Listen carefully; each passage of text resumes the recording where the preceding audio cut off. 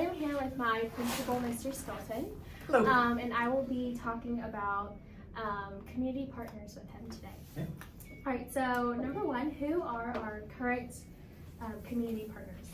So the biggest community partners that we have by far are PTA. Mm-hmm. So the Parent Teacher Association, we have a incredibly robust PTA. They do a ton of work in the school. Just today we had picture day for all of our kiddos, and we had a number of volunteers who came in just to help make sure classes got to the right spot.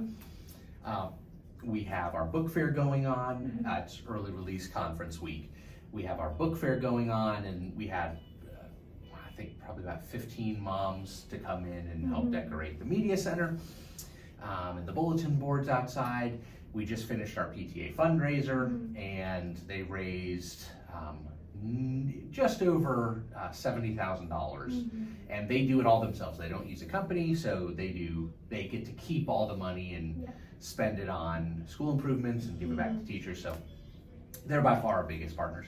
We have a number of business partners for various things, restaurants, services that partner with us. We have a bunch of after-school clubs that are all community-based clubs, everything from chess club to keyboarding to fitness clubs, and all those are partners with us as well. And then we have their local organizations, like we do a lot of partnering with the North Gwinnett Co-op, which is a charitable organization that serves the Swanee, Sugar Hill, Beaufort communities, and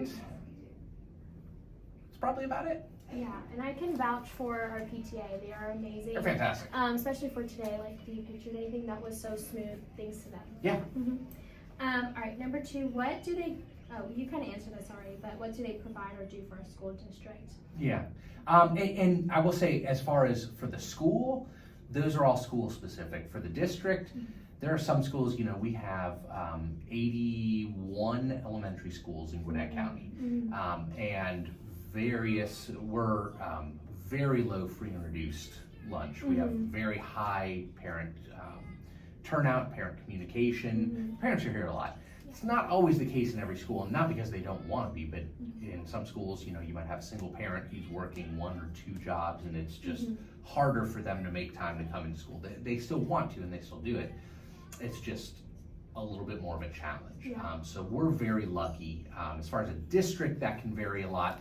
But then in other parts of the county, like you might have schools who partner with like the YMCA or the Boys and Girls Clubs or other organizations that we don't partner with just because our parents are filling that gap for us. Yeah, our parents are very involved. Yeah. And we're very fortunate. Oh, it's fantastic. It's wonderful. It really is. What does our school/district do for the community partners? So for PTA, we teach their kids, and they're super educational friendly. Now they require a lot of communication, and they want to be involved, and we're going to hear their opinion whether we wanted to or not. But those are all good. I think those are all really a part of a healthy school. Yeah. The clubs, what we do for them is we give them, the after school clubs are all paid for by parents, so we're a source of revenue for them. So it's not that we give them money, but they're able to work with our students, and their students' parents give them money. And then as far as the county goes, other organizations, it's the same thing, like the Boys and Girls Club, in another school will get funding based on the number of students that would come from a particular school. So money's certainly something that you're gonna do with business partners, but more than that, I'll give you an example. One of our business partners is a local restaurant called Cheeky. Wonderful place. The folks who own it, their kids came through Level Creek years ago. They're a part of the community. I love their food. I think their food's fantastic. And they're very good to us. Like, they will feed the staff for free at the end of each year, just do wonderful things like that. During the pandemic, as restaurants were struggling, as they struggled, I just I didn't want to live in a world without Cheeky, so I would just, I would always make sure I mention like, hey, if you have time, get DoorDash, or, go out and get a to-go order, Cheeky's one, like, Right. just mentioning them, and not because I have to, and we didn't get anything extra because of it, but just because they've been so good to us over the years, and we want to be good back to them. Yeah, just kind of a, people in the community helping each other out. It's also really nice that, they live right down the road. It's that we know their kids. They know my kids. Yeah. That makes a big difference. I agree. What other partnerships should our school/district be considering? Anything that can increase just the kids' access to real world experiences. We were fortunate last year, one of our students, his mom was a congresswoman for Georgia. So, she could come in and talk about government in such a real and authentic way, and had access to talking to other people or videos that your basic student wouldn't get. So just anytime someone can do something a little bit different that makes learning real to kids, those kinds of partnerships are huge, and you just have to cultivate those one-on-one, and it's based on who's in the school.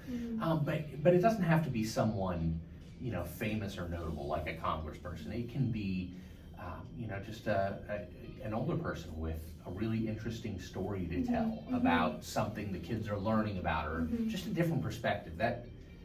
That can really enhance. We just had we have dual language immersion. So at every grade level, we have a number of our students who learn half the day in English and half the day in Spanish, and we have a very, very small Hispanic population at level grade. So Spanish is not often spoken. Our kids are all learning Spanish for the most part.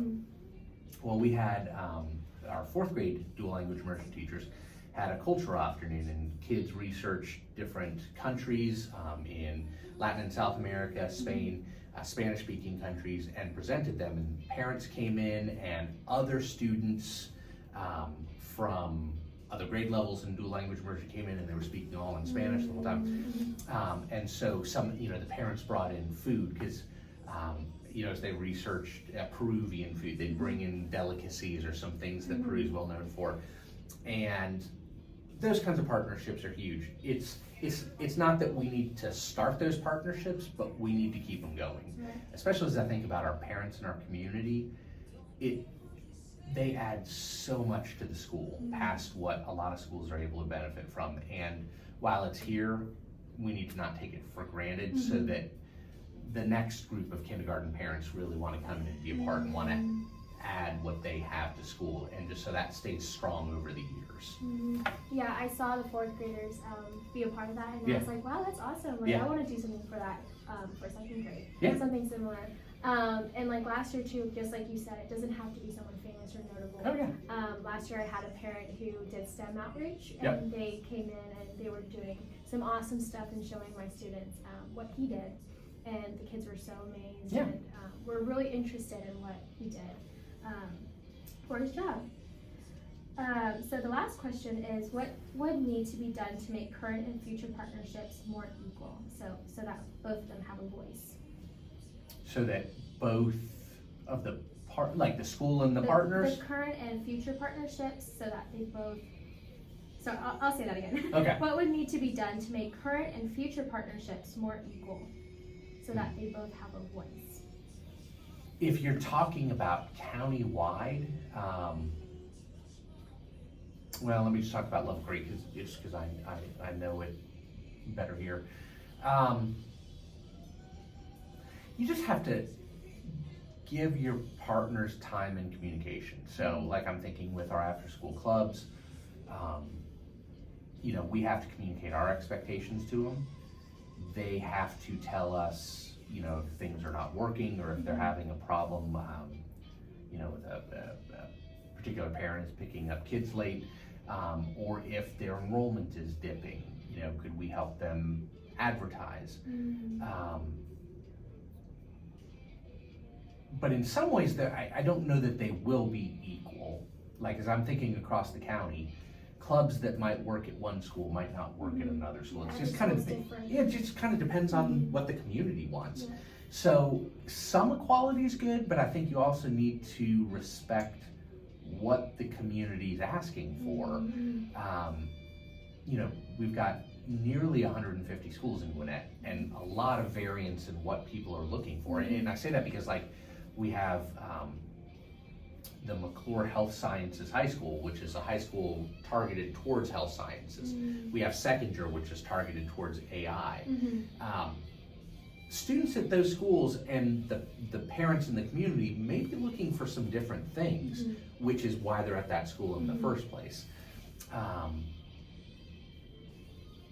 Sharing best practices, sharing similarities, that's good, but leaving room for what makes each school unique. It's kind of the same with classroom. You want similar standards, you want teachers to be working together and sharing best practices, but you don't want to micromanage where everyone's doing the same thing at the same time. Just because people need to be themselves, communities need to be themselves. Right. Yeah, that's a great answer. Well, that was it for the discussion. Thank you so much for your insight and your time. Absolutely. Yeah, thank you. Done.